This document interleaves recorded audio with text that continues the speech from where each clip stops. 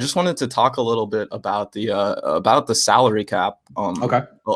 Because I think, and I've been a victim of this recently. I feel like a lot of Niners fans have been trying to figure out what's going on with the salary cap, how they've created this much space in the recent few days. And you see all this stuff. I think it was Field Yates who tweeted out the other day, they have like the 8th most cap space, 2nd most in the NFC, all this stuff.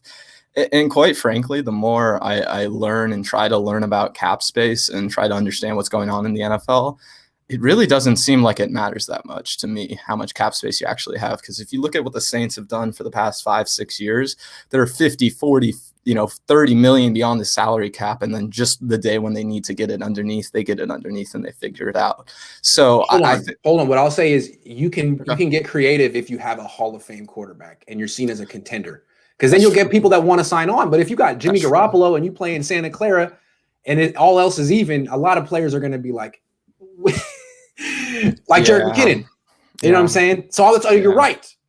But that's what having a quarterback like Tom Brady allows you to do. You can get totally creative. With the Niners and Jimmy, I mean, everything's a roadblock. That's all I'm saying. Keep going. And I think you're exactly right. And I think the point that I'm trying to make is that I really don't think them having all this salary cap space and all the stuff that everyone keeps talking about matters as much as people actually think it does. Because if you look at the way this offseason is going to go, there's going to be so many veteran free agents who are going to sign on those 1-year deals, right? Those guys on those prove-it deals, right? And I even saw one of your callers yesterday talking about how those players might be interested in the Niners because they can showcase themselves, right? Yeah.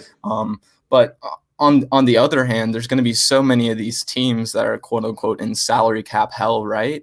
But then they'll create that space to try to make it happen. And there's like, I think right now, like 12 teams have their salary cap. And the reality is that it's just not how it's going to work out in the end. So, right.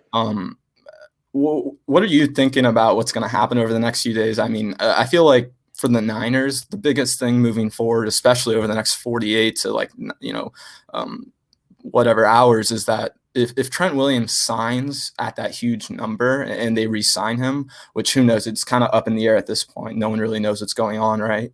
I feel like it would really hamper their salary cap, even though, like I was just saying, it doesn't matter that much. But then, you've created all this quote unquote cap space when in reality, they have like 31 million, 32 right now. But you're going to have to give like 24 of that to Trent Williams. And if it's not and if you don't structure it right and you don't get it, because I'm assuming if they're going to sign Trent, they're probably going to get that first year around 15, 16 million dead cap. Right. But man, I would be really worried if I was a Niners fan, because while they quote unquote have all this salary cap space, they really don't, because any team can create salary cap space if they need to. I mean, the Saints, they tagged their safety that no one even thought they had a chance of keeping. So I don't know. What do you think about all the talks about how the Niners have all this salary cap space and how they can do all this different kind of stuff? Because honestly, I don't really buy it, man. I don't think they're going to be in a position to bring in high-priced free agents from other teams because they're not seen as a contender and they're in Santa Clara.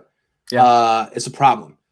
So I think what they're going to be doing is either re-signing Trent Williams and letting a lot of their guys go and replacing them with day 3 draft picks, or letting Trent Williams go and re-signing a lot of their other guys.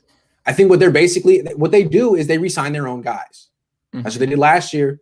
That's what they're going to do this year. So it's either Trent Williams and that's it, or goodbye Trent Williams and hello Juszczyk, Verrett, K1, that kind of thing. I think that's how they do it. You have to have an emotional attachment to the 49ers to want to sign there at this point, because it's not a quick, easy ring. It show ain't.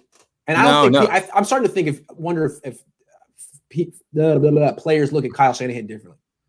Maybe 2016 was a long time ago. Well, and I think the loss of Robert Saleh can't be talked about enough, because, I mean, if you want to rebuild your defense on the fly, this is the offseason to do it. Unfortunately for the Niners, they have a brand new defensive coordinator. So I don't really, if I'm building the perfect offseason for the Niners, I would love them to go and grab a bunch of veteran free agents and fill in the holes at center, corner, all these different spots, right? But the reality is I don't think they're going to be able to do that. So I think they're going to try and go all in. And honestly, I feel like they're going to spectacularly fail while doing that. And that's what I'm really worried about. Yeah. Well, we'll see. It's going to happen in a day. So something to look forward to. Ben, always a pleasure, man.